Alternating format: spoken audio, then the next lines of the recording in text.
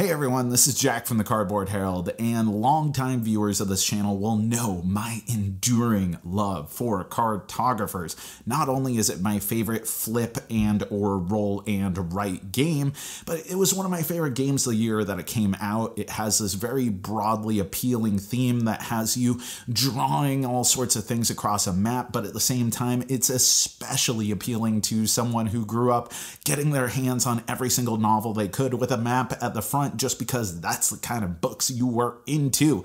And so now I have a bit to contend with, because there's more cartographers, and more cartographers, and more cartographers, and more cartographers by way of a standalone but combinable game, by way of map packs. We just have cartographers coming out the wazoo, and we are covering it here today. So let's check it out.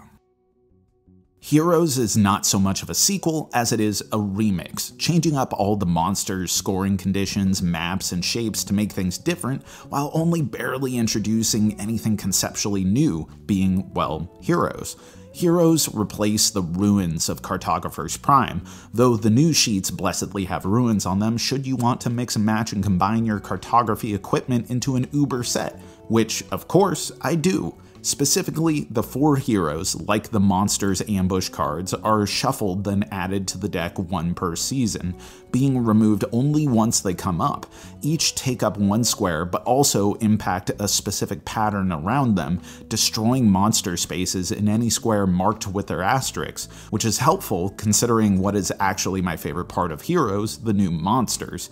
4 big bad monsters that, unlike the originals, have dynamic effects, and you have to put in a letter to represent what the monster type is, mainly so you can keep track of when zombies spread to all adjacent squares, or when the dragon is surrounded or destroyed for coins, or the troll wrecks spaces near it, or most deviously, the gorgon destroys 1 adjacent space at the choosing of the person drawing the gorgon, which, if you're playing with a goal built around a massive but narrowly connected chain, can be brutal. Beautifully brutal.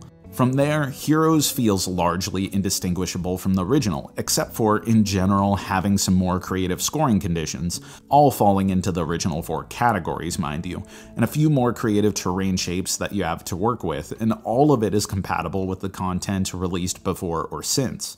Now, the map packs? Wild. These are some brain burners.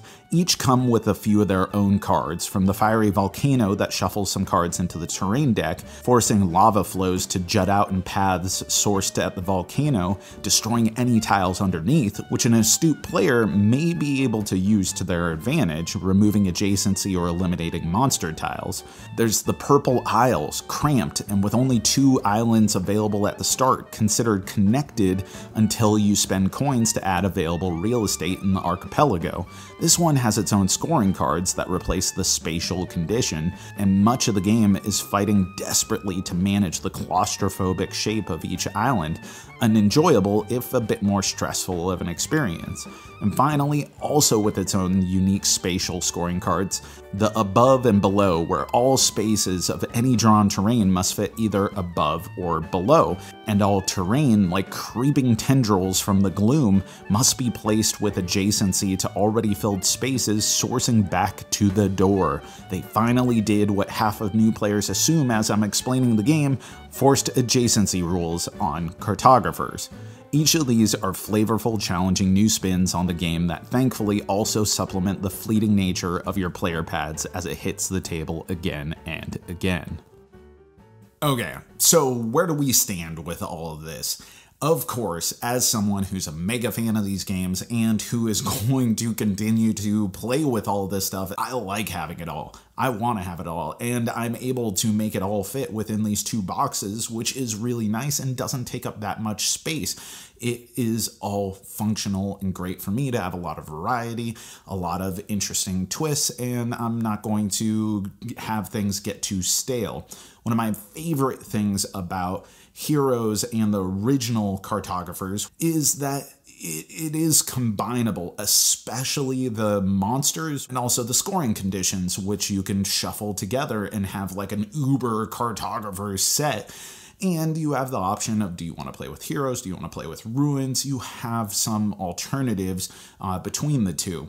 Now, if you were to ask me, should I get only one set of all of this, I would probably say Cartographer's Heroes. Not specifically because of the heroes themselves, which are pretty cool and adds a new dimension and flavor to the game, but I think that it's just a little bit more dialed in as far as the shapes go.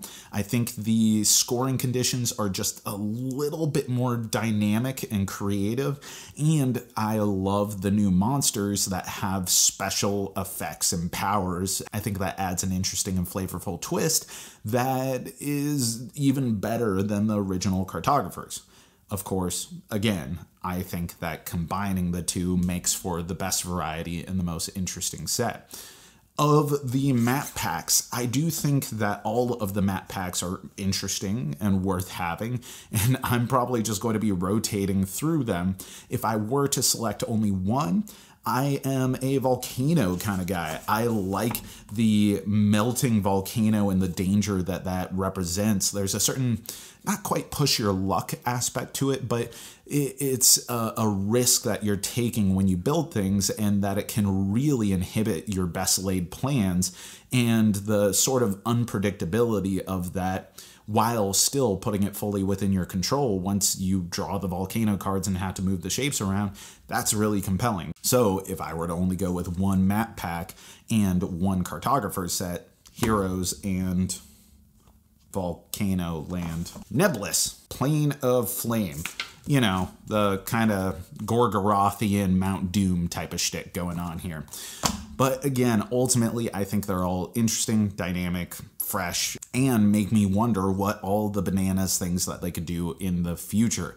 So I guess how we're ultimately leaving this is, I'm a huge fan of Cartographers. I'm a huge fan of these two sets together. I'm a huge fan that I can condense this all into one small set like this that is able to have so much variety and so much versatility in how and when I'm going to use it and in what scenarios and how complex I want to make it, especially when you add in the promo expansion material, the skills 1 and skills 2, like all that stuff gives me a lot of levers that I can pull and customize my experience while keeping it as the core game and not taking up nearly as much room as any number of other games that aren't nearly as dynamic or nearly as intriguing as I find Heroes and Cartographers together or individually.